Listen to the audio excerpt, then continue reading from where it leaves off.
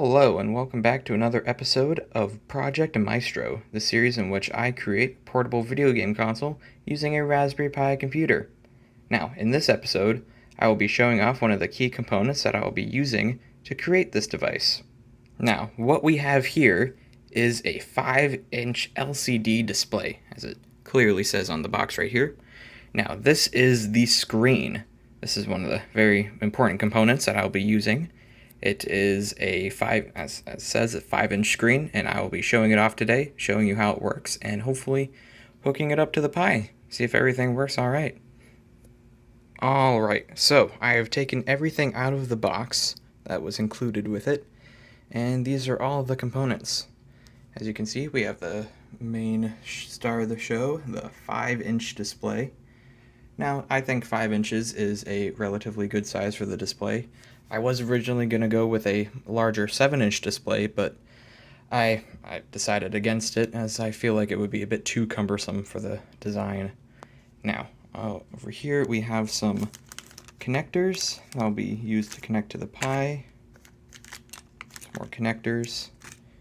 And we have a small fan that'll be put onto the SoC of the Raspberry Pi. If you don't know what that is, it's a system on a chip. It's basically the main processor of the Pi, so this will help improve the airflow and make sure it doesn't heat up. Here's some more screws and some headers and obviously the guide. Now, I will now show you, hopefully, if I can get this working, how it works. Alright, so I am in the process of installing this monitor to the Raspberry Pi. However, I have seemed to run into a little bit of an issue. So, they give you these little extenders or adapters to plug in to the screen. So this is a micro HDMI to an HDMI. So theoretically, this would plug in up top here and then into the HDMI below here, connecting the Raspberry Pi to the screen, so it would display video. However, it seems that the dimensions are a little off because, I don't know if you can see that or not, when I attempt to put it in, they don't quite line up, the two connectors.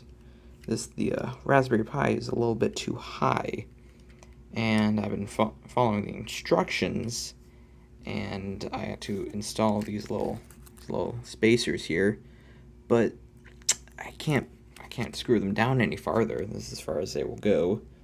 So I'm not really sure how I'm going to solve this, but I will hopefully think of a way. I hope. Okay, with a lot of finagling, I managed to get those suckers in. It's a lot more work than it should have been, but they're in now. That's all that matters. Now I have these little stands in that are going to be temporary, just to prop up the screen.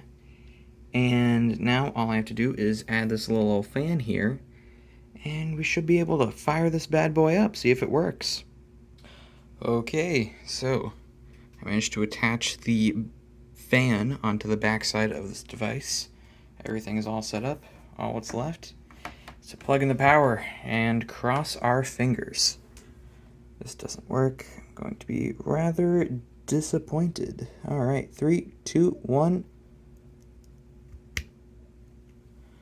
Alright. Ooh, I hear the fan. I hear some lights going off. Alright. Blinking cursor. Hey, look at that. That seems to be working. And there it is, the RetroPie logo. I haven't shown this. I just realized I haven't shown this being on yet.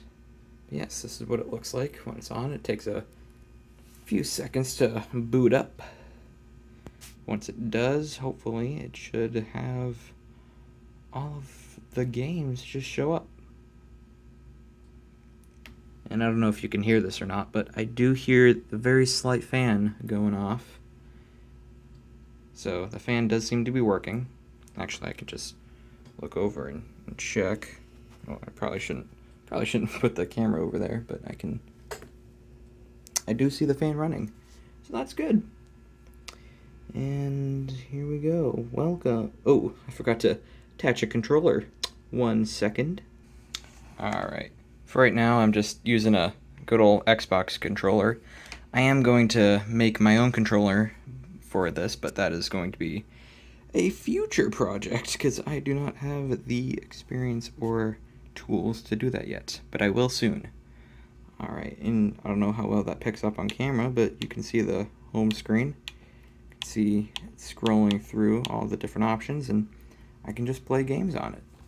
Now, I'm not sure if the speaker is working or not.